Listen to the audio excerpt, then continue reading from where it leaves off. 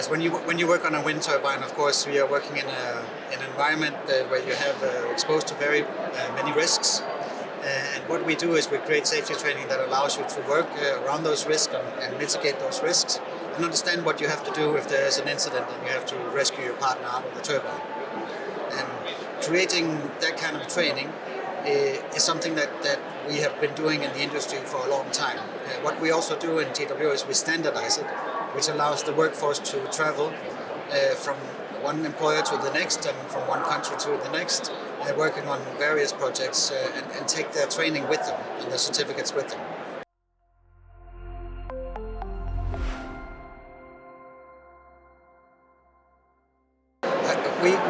In many countries we have traditions to keep our workers safe in hazardous situations, and that's true for Europe and it's true for North America and for most of the markets where we operate in as wind industry.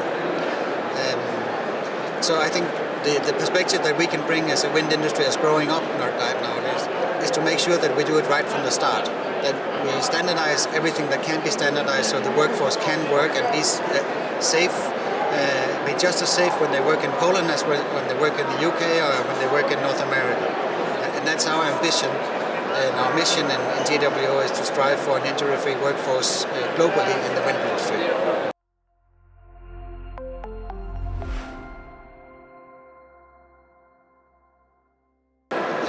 The main thing is to learn from other countries and learn from the mistakes that have been done in other countries. And luckily, the wind industry is very mature. We also have workforces from Lithuania, from Poland, from Estonia, working on projects all through the EU and also in the UK that have already received global wind safety training. So there will be a workforce.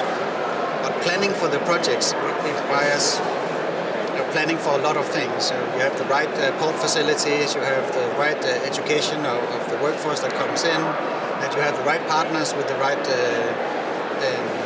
experience in building those sites.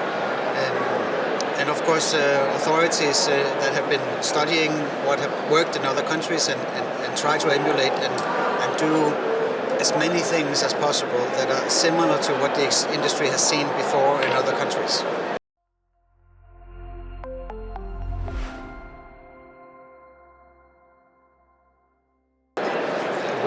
We have a lot to do.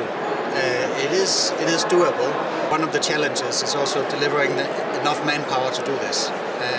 We're doing some forecasting on how many people do we need to build out to the targets that we have before 2030, not only in Europe but also globally. And it is a very, very steep incline in workforce that we have to get in. We have to convince colleagues from other industries to come to the wind business, the maritime world, maybe from construction, miners, military, ex-military people coming in. That is a very big opportunity, but also a challenge, I would say. So we're talking not just thousands, but tens of thousands, hundreds of thousands of people in the next few years. Reskilling and skilling to the tasks that you will face when you are in wind.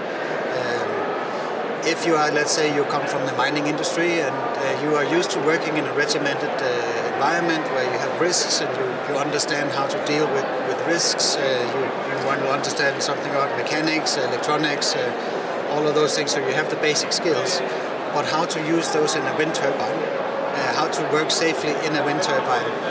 That is the reskilling that is necessary. So basic skills are great and can be used. We need to onboard them to the wind powers industry. I think the main issue is the transparency and the long-term visibility of the projects. Make sure that we have a build-out rate that is foreseeable and where we have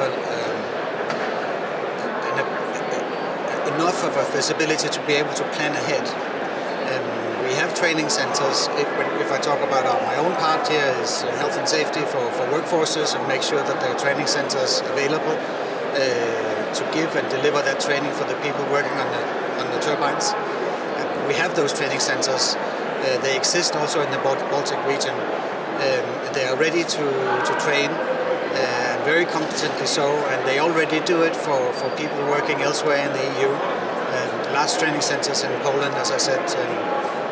Just a shout out to Karolina Jastrzebska, who's our young talent achiever of the year in GWO, director of Wind Hunter Academy, doing fabulous work.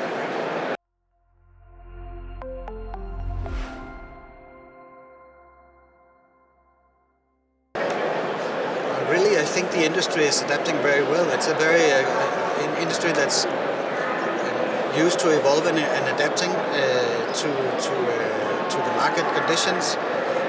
Right now, our biggest problems really lies in the planning, so the political side of the house, getting planning and consenting and getting enough of a pipeline to build an industry, to build a workforce, to be able to deploy those huge targets that we have in the future. So really, I would like to turn the table and say that this is also about governments working, or regulators working with industry, making sure that there's enough transparency so that we can do our part.